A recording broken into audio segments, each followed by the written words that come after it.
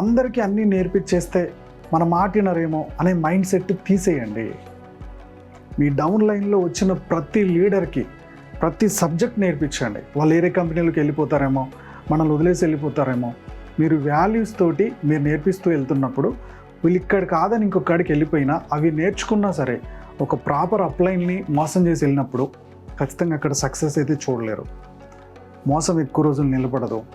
ఇవాళ ఈయన మోసం చేశాడు, రేపు ఆ డౌన్ లైన్లో అతని టీం మొత్తం గ్రోత్ అయిన తర్వాత అతని డౌన్ లైన్లో ఎక్కడొక్కడ మోసం చేసేస్తాడు.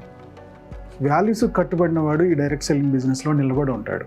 సో ఎలాంటి డౌట్స్ పెట్టుకోకుండా మీ డౌన్ లైన్స్కి మీ టీంలో కొత్తగా వచ్చిన డౌన్ లైన్కి ప్రాపర్ ట్రైనింగ్ ఇవ్వండి. అతను ఎక్కడికో వెళ్ళిపోతాడని భయపడకండి. సో ఎథిక్స్ తోటి ట్రైనింగ్ ఇచ్చుకుంటూ వెళ్ళండి. ఎక్కడికి పోయినా సరే మళ్ళీ మీ ఎథిక్స్ మిమ్మల్ని కాపాడతాయి. అతను సక్సెస్ అయ్యాడంటే మీరు సక్సెస్ అవుతారు. మా టీంలో ప్రసాద్ అని ఒక అబ్బాయి ఉంటాడు. సో తన ఎథిక్స్ తోటే ట్రైనింగ్ ఇచ్చాను. తాను కూడా అదే డూప్లికేట్ చేసుకుంటూ వెళ్ళారు. ఈ రోజున తన టీంలో 3 లీడర్స్, మంచి లీడర్స్ దొరికారు. డూప్లికేట్ చేస్తూ గ్రోత్లో తీసుకెళ్తున్నారు. తన ఇన్కమ్ చాలా గ్రోత్ రేంజ్లో వెళ్ళిపోయింది.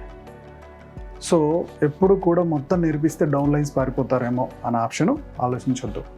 వాళ్ళు ఏం నేర్చుకుంటున్నారో వాళ్ళ స్థాయిని బట్టి స్టెప్ బై స్టెప్ నేర్చుకుంటూ వెళ్ళండి. Step by step growth mind సెట్లోకి తీసుకెళ్ళండి.